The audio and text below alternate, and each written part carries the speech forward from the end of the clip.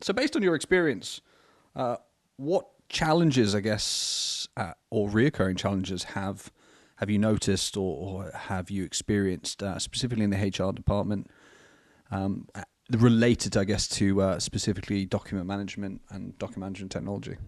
I suppose the biggest, most obvious one, particularly around HR, is managing documents relating to employees. Really crucial information, very sensitive information at times, and obviously has layers and layers of compliance surrounding it as well. That's probably one of the biggest challenges a lot of HR departments have, that and then processing information as well. Kind of two key areas. I'm sure there's lots of people in HR would agree that actually they're paid to work with people, their employees, and listening to whatever kind of comes their way from an employee perspective, but also helping them engage and develop their existing employees as well. That's really where their value is, not with going through filing cabinets and making sure everything's in check. No one wants to be doing that. No, I don't think I've ever spoken to somebody in HR. Oh, that's what I'd like to spend my day doing. Exactly. No, and I guess it's this sort of technology vastly helps with that. It's and it's not only that, it's helping support organisations with ever-changing compliance as well. I think there's examples where maybe retention policies around particular documentation changes overnight, and then suddenly people might have to rearrange how they file documents, or do they have to then go through historical information that shouldn't be there anymore? Whereas within a couple of clicks of a button, we can really support companies making sure that they're adhering to the latest compliance and legislation.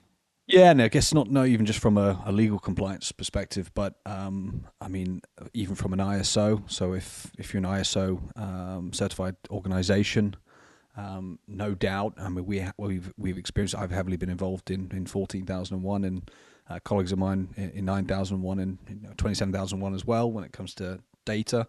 But it's, I guess, storing those documents, storing that information in a secure way, and having a retention policy in place so that you're not manually removing can be so important. It's very easy to overlook a document, overlook some personal data, especially in the HR, from a HR perspective, HR world.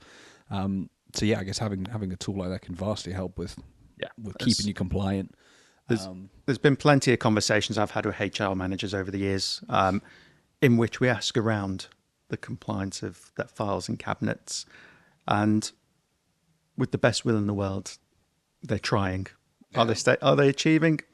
Let's say that's a 50-50 split, but they know it's something that needs to be addressed. But thankfully, there is this technology now. It is accessible to all different organizations. I think if you're not using some form of automation, some tool like this to support, I think you'd be probably lying if you're saying you're 100% compliant. There's probably an element of that process that you've overlooked or not thought about.